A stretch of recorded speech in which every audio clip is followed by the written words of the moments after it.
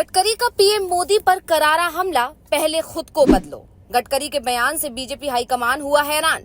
गडकरी के बयान की शरद पवार ने की तारीफ। बीजेपी के लिए गडकरी के बयान बन रहे हैं मुसीबत का कारण। नितिन गडकरी ऐसे नेता हैं जिनका सम्मान जितना उनकी पार्टी यानी बीजेपी के अंदर होता है, उतना ही सम्मान विरोधी भी करते हैं। ये भी कह सकते हैं कि विरोधी गडकरी का सम्मान कुछ ज्यादा ही करते हैं, क्योंकि गडकरी के बारे में दो बातें कही जाती हैं। पहला ये कि उन्हें काम करने का जुनून है और इसके लिए वो अपना या पराया कुछ नहीं देखते। सरकार बीजेपी की हो या विरोधी दल की, वो किसी भी राज्य में ये नहीं देखते, बस ये देखते हैं कि काम कैसे होना है और सरकार कितनी मदद कर सकती है। और दूसरा ये कि जो बात उन्हें गलत लगती है या जो उनके दिल में होता है, उसे वो सार्वजनिक करने में देरी नहीं करते हैं। गडकरी के इस अंदाज की तारीफ विपक्ष के नेता भी करते हैं और हाल ही में शरद पवार ने ये बात कही भी थी कि नितिन गडकरी की एक शख्सियत है कि अगर उन्हें लगता है कि कुछ गलत है तो वो इसके बारे में बोलने से नहीं हिचकिचाते, भले ही ये उनकी अपनी सरकार के खिलाफ ही क्यों ना हो। दरअसल गडकरी ने हाल ही में महाराष्ट्र सरकार की लाडली बहन योजना को लेकर तीखी टिप्पणी की थी, जिस पर उन्होंने कहा था कि गडकरी भी इन मुद्दों पर उतनी ही स्पष्टता से बोलते हैं और जब वे ऐसा कहते हैं तो इसके पीछे कारण ये है कि उन्हें प्रशासनिक दृष्टिकोण से कई चीजों के बारे में अधिक जानकारी है और मेरी राय में उनके लिए यही सही है इन विषयों पर बोले। लेकिन फिलहाल गडकरी के निशाने पर अब पीएम नरेंद्र मोदी आ गए हैं। गडकरी जो बयान इस बार दे रहे हैं वो सीधे सीधे पीएम मोदी पर ही कटाक्ष माना जा रहा है। तो ऐसा क्या कह दिया नितिन गडकरी ने जिससे बीजेपी के अंदर मच सकता है घमासान, इसी पर आज हम करेंगे बात।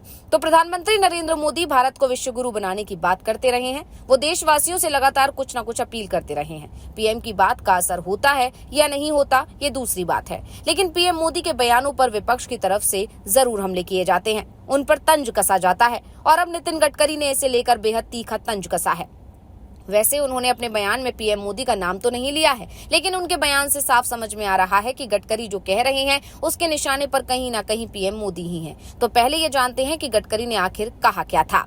तो आपको बता दें, उन्होंने कहा कि अगर हम उनके किसी गुण को भी अपना लें तो ये हमारे समाज और देश को बहुत आगे ले जाएगा। अक्सर भारत को आत्मनिर्भर भारत, $5 ट्रिलियन की अर्थव्यवस्था, तीसरी सबसे बड़ी अर्थव्यवस्था और विश्व गुरु बनाने की बातें होती हैं, लेकिन अगर हम ये सब हकीकत में लाना चाहते हैं तो हमें खुद में बदलाव लाना होगा। दूसरों को बदलने के लिए कहना आसान है, लेकिन किसी व्यक्ति को दूसरों को सलाह देने से पहले खुद से शुरुआत करनी होगी। गडकरी ने नाम तो किसी का नहीं लिया, लेकिन ये साफ है कि उनका तंज किस पर था, क्योंकि गडकरी ने जो भी मुद्दे उठाए उन्हें लेकर बीजेपी के अंदर नारे पीएम नरेंद्र मोदी ने ही गढ़े हैं। वैसे गडकरी सिर्फ इतने पर ही नहीं रुके, उन्होंने आगे कहा कि जाति, नकदी और अपराध राजनीति में सबसे बड़े तत्व बन गए हैं। राजनीति के शुद्धिकरण के लिए नेताओं को शिवाजी महाराज के सिद्धांतों का पालन करना होगा और समाज की बेहतरी के लिए उनके सुशासन के विचार को अपनाना होगा।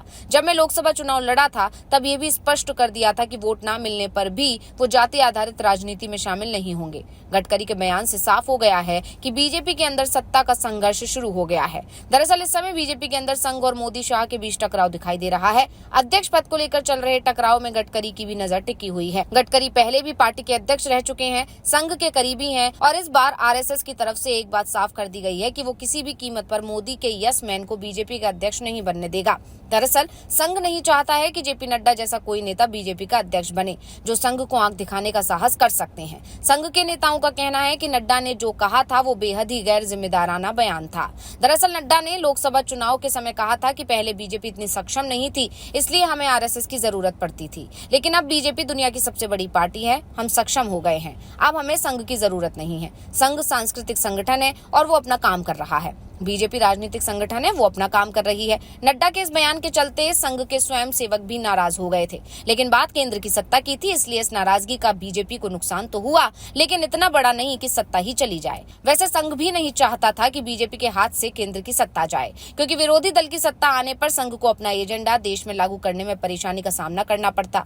फिलहाल हम बात गडकरी की कर रहे हैं और गडकरी इस समय नरेंद्र मोदी पर ही सीधा हमला कर रहे हैं। आमतौर पर माना जाता है कि मोदी के खिलाफ बोलने वाला बीजेपी का नेता किनारे लगा दिया जाता है, लेकिन गडकरी का कद काफी बड़ा है, इसलिए उन्हें किनारे लगाना आसान काम नहीं है, जबकि गडकरी की निगाहें तो पार्टी के सबसे बड़े पद पर टिकी हुई हैं।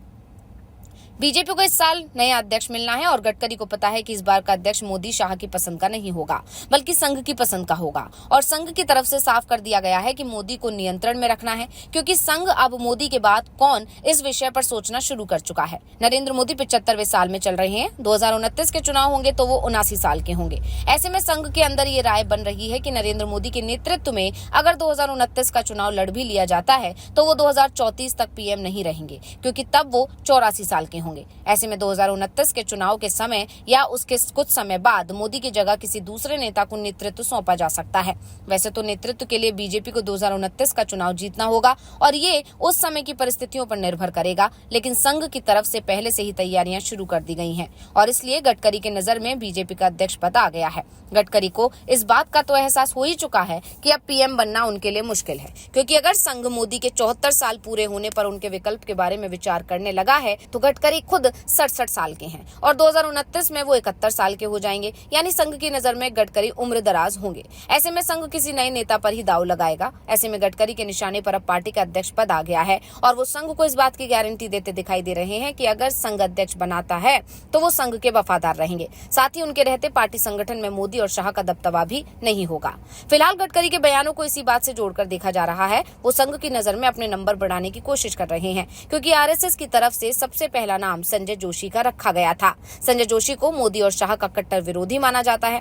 ये भी कहें कि मोदी और शाह संजय जोशी को अपने लिए बड़ा संकट मानते हैं, इसलिए संजय जोशी के लिए बीजेपी के दरवाजे ही बंद कर रखे हैं। लेकिन जोशी संघ के पूर्णकालिक प्रचारक हैं, इसलिए उनके खिलाफ कोई सख्त कदम उठाने की हिम्मत मोदी सरकार ने अब तक नहीं की। संजय जोशी के बाद मोहन भागवत ने दूसरा नाम वसुंधरा राजे सिंधिया का दिया है, लेकिन लगता नहीं है कि बीजेपी हाईकमान इस नाम पर भी तैयार होगा।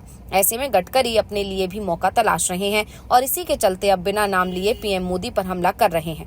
गडकरी के लिए सबसे फायदे की बात है वो ये कि वो खुद नागपुर से सांसद हैं। संघ का मुख्यालय भी नागपुर में ही है। ऐसे में अगर गडकरी पार्टी के अध्यक्ष बनते हैं तो वो नागपुर के टच में वैसे भी बने रहेंगे। बस संघ को उनका नाम आगे बढ़ाना है। गडकरी का दूसरा सबसे मजबूत पक्ष विपक्ष में भी उनके शुभचिंतकों का होना माना जाता है। वैसे दावा तो यहाँ तक किया जाता है कि अगर बीजेपी की तरफ से देवेंद्र फडणवीस की जगह नितिन गडकरी को महाराष्ट्र का सीएम बनाने का फैसला किया जाता है तो उद्धव ठाकरे एक बार फिर से एनडीए में लौटने का विचार करने को तैयार हो जाएंगे। ऐसे में ये भी कहा जा रहा है कि आने वाले समय में गडकरी की मोदी और शाह के खिलाफ चल रही बयानबाजी और तेज हो सकती है। तो आपको ये रिपोर्ट कैसी लगी, हमें अपनी राय कमेंट करके जरूर दीजिएगा। इसी के साथ देखते रहिए द धाकड़ न्यूज और चैनल को सब्सक्राइब करना, शेयर करना ना भूलें। धन्यवाद।